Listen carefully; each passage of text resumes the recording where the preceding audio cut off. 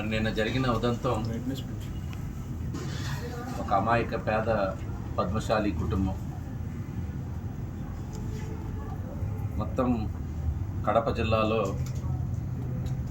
ఒక గ్రామానికి చెందినటువంటి ఆ ఇంటి యజమాని సుబ్బారావు దగ్గర నుంచి వాళ్ళ భార్య పద్మావతి, కుమార్తె వినయ ముగ్గురు ఆత్మహత్య చేసుకోవటం చాలా కలత చెందేటువంటి అంశం.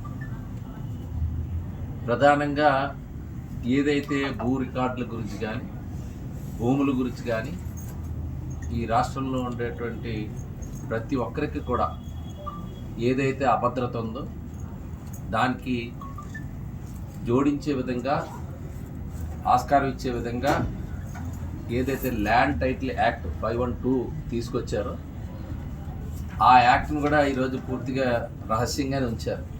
దానికి కారణాలు ఏమైనా ఈరోజు దాన్ని ఆసరాగా తీసుకొని ఈరోజు రెవెన్యూ అధికారులు చేసిన ఒక ఉదంతం, అంటే పెద్దలు, ప్రభుత్వ పెద్దలు జోక్యంతో ఒక కుటుంబం ఈరోజు ఆత్మహత్య పాలయ్యారు.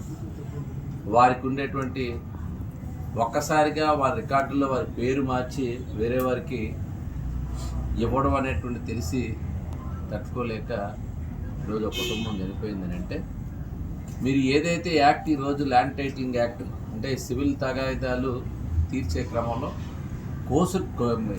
సివిల్ కోర్టులకు ఉండేటువంటి అధికారాలను కుదిస్తూ ఇచ్చినటువంటి, అంటే ల్యాండ్ టైటిలింగ్కి ఒక స్పెషల్ ఆఫీసర్ని వేసుకొని వారి ద్వారా ఈ సివిల్ తగాదాలు క్లియర్ చేస్తామనేటువంటి ఒక చట్టాన్ని తీసుకొస్తున్నారంటేనే ప్రతి ఒక్కరు కూడా అన్ని వ్యవస్థలు అందరూ కూడా ఇట్లోని మెయిన్ లాయర్లు అందరూ కూడా స్ట్రైక్ చేశారు. మీ అందరికీ తెలుసు. దానిపైన రెవెన్యూ మంత్రి గారు కూడా అనౌన్స్ చేయడం కూడా చూశారు. దీన్ని ఇంకా ఆలోచిస్తున్నాం, అమలు చేస్తున్నాం.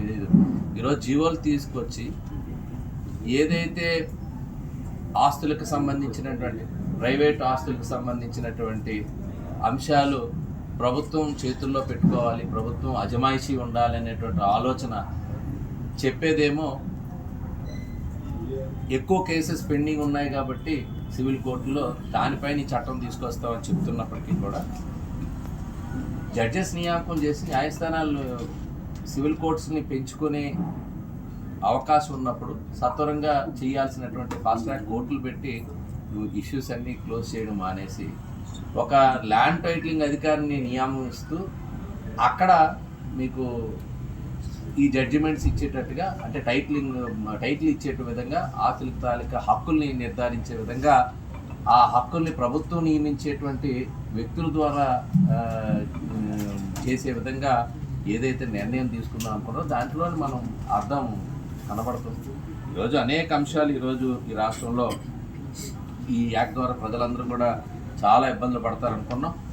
ఈలోగానే ఈరోజు రెవెన్యూ యంత్రాంగానికి ఏదైతే అధికారాలు ఇచ్చినప్పుడు ఈరోజు ఆ మార్పిడి చేయడం అనేటువంటిది ఆ కుటుంబం ఆత్మహత్య దిశగా ఉంది. ఇంతకుముందు కూడా ఒక పద్మశాలి కుటుంబం కడపలో ఇంతకుముందు కూడా ఒక వ్యక్తి ఇదే విధంగా చనిపోయినటువంటి సంఘటన కూడా ఇంకొకసారి గుర్తు చేస్తున్నారు.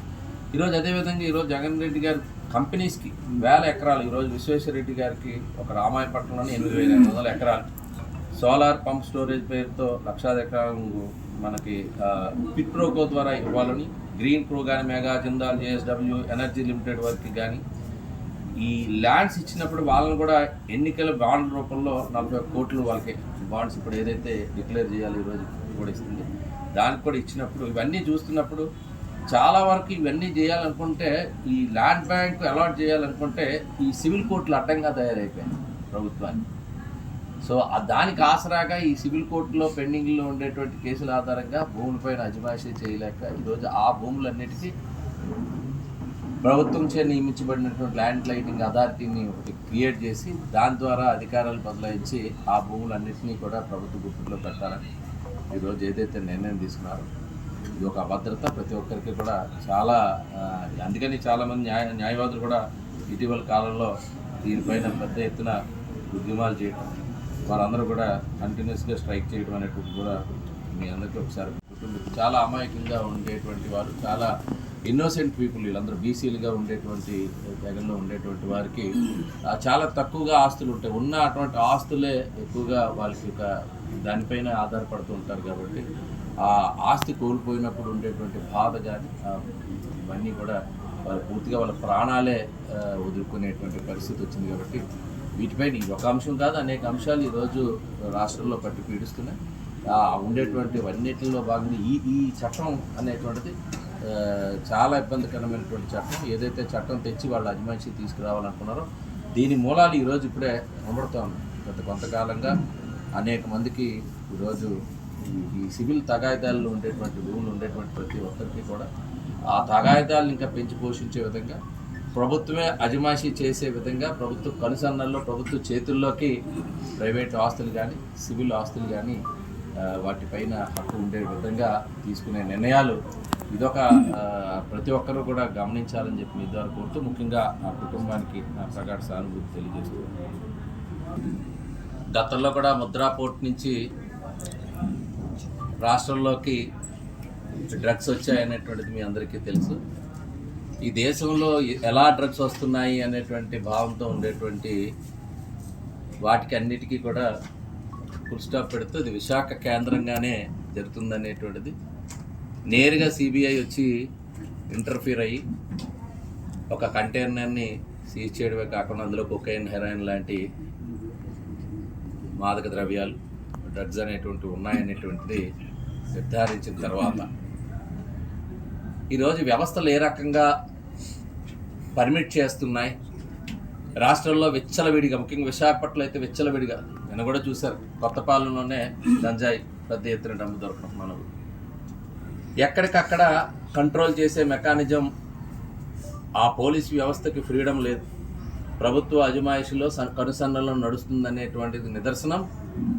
దేశంలో ఎక్కడా లేని విధంగా ఆంధ్ర రాష్ట్రంలోనే, అందులో ముఖ్యంగా మన విశాఖపట్నం లాంటి పోర్ట్ సిటీలో బయట దేశాల నుంచి వచ్చేటువంటి మార్గాలు ఉన్నాయి. కాబట్టి అవి అవకాశంగా తీసుకొని మన రాష్ట్రంలో ప్రవేశించడమే కాకుండా అది విశాఖ నుంచే ఈ మూలాలు అనేటువంటి ఏర్పడ్డం చాలా బాధకరం. ముఖ్యంగా తల్లిదండ్రులు కానీ పేరెంట్స్ అందరూ కూడా ఒకసారి ఆలోచన చెయ్యాలి, చాలా జాగ్రత్త వహించాలి. ఒక్కసారి ఎడిక్ట్ అయిన తర్వాత వాళ్ళని మళ్ళా మానిపించడానికి చేసేటువంటి అనేక ఇబ్బందులు, యువతకి ఇంత ప్రమాదకరమైనటువంటి డ్రగ్స్ విచ్చలవిడిగా ఇన్ని కేజీలు, ఇన్ని టన్నుల రూపంలో రాష్ట్రంలోకి వస్తుందని అంటే, ముఖ్యంగా విశాఖ మీదుగా అది వెళ్తుందని అంటే, దీన్ని బట్టి మనం అందరం కూడా చూసుకోవాలి. ఈరోజు ప్రభుత్వం చేసేటువంటి అంటే కేవలం ఒక ఆదాయాన్ని, రాష్ట్ర భవిష్యత్తుని, యువత భవిష్యత్తుని, ఇక్కడ ఉండేటువంటి మనుషుల భవిష్యత్తుని మరి పెట్టుబడిగా పెట్టుకొని ఈరోజు ఆదాయం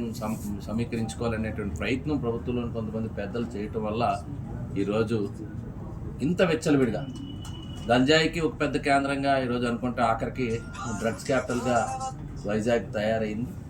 సో ఆ రకంగా ఈ జరగటం కనుక అంటే ఇంతకుముందు కూడా ఒక అవకాశం కలిగింది. ఎప్పుడైతే ముద్రా పోర్ట్ నుంచి డైరెక్ట్గా ఒక శాసనసభ్యునికి ఉన్నప్పుడు ఈరోజు దీనిలో కూడా ఈరోజు బ్రెజిల్ నుంచి రావటం, దానిలో భాగంగా ఇక్కడ కూడా దాన్ని నిలిపివేయటం, ఉండేటువంటి స్టేట్ పోలీసు కూడా సిబిఐకి ఆ సహకారం అందించకపోవటం, వాళ్ళు నేరుగా వాళ్ళు క్లిప్పింగ్స్లో కూడా వాళ్ళు ఇచ్చినటువంటి ఎఫ్ఐఆర్ రిపోర్ట్లో కూడా రాయడం జరిగింది.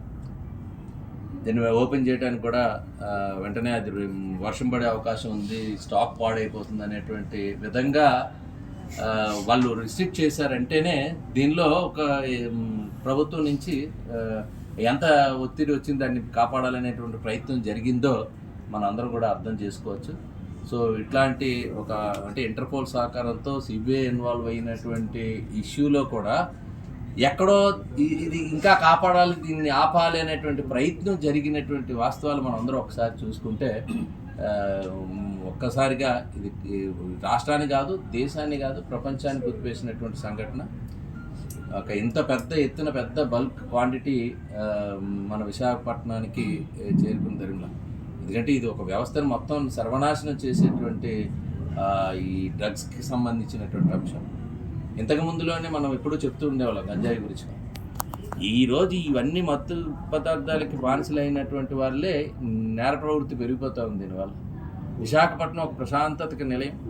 అలాంటి ప్రశాంత విశాఖపట్నంలో ఇటీవల జరిగిన సంఘటనలు చూస్తూ ఉంటే ఒకవైపు కిడ్నాప్ కానీ ఎంపీ ఇంట్లోనే, ఒకవైపు ఒక మెజిస్ట్రేట్ని మర్డర్ చేయటం కానీ, ఇటీవల కాలంలో ఒక ఎక్స్ ఎమ్మెల్యే గారు పెద్ద విజయ్ కుమార్ గారి ఇంట్లో జరిగిన చోరీకి డైరెక్ట్గా మెయిన్ రోడ్లో ఉండేటువంటి హౌస్లోకి వెళ్ళడం అంటే ఇవన్నీ చూస్తున్నప్పుడు ఆ క్రైమ్ కల్చర్ కానీ ఎప్పుడూ లేనటువంటి విధంగా ఈ డ్రగ్ కల్చర్ కానీ ఒక ఎక్కడి నుంచి వచ్చిన వాళ్ళు విశాఖపట్నం ఒక సేఫెస్ట్ సిటీగా భావించి ఒక ప్రశాంత వాతావరణం ఉంటుందని బయట రాష్ట్రాల వాళ్ళు కూడా వచ్చి ఇక్కడ సెటిల్ అయ్యేటువంటి విశాఖపట్నాన్ని ఈరోజు ఏ రకంగా వెళ్ళిపోతుంది అనేటువంటిది ఒక విశాఖవాసిగా చాలా బాధ కలుగుతుంది.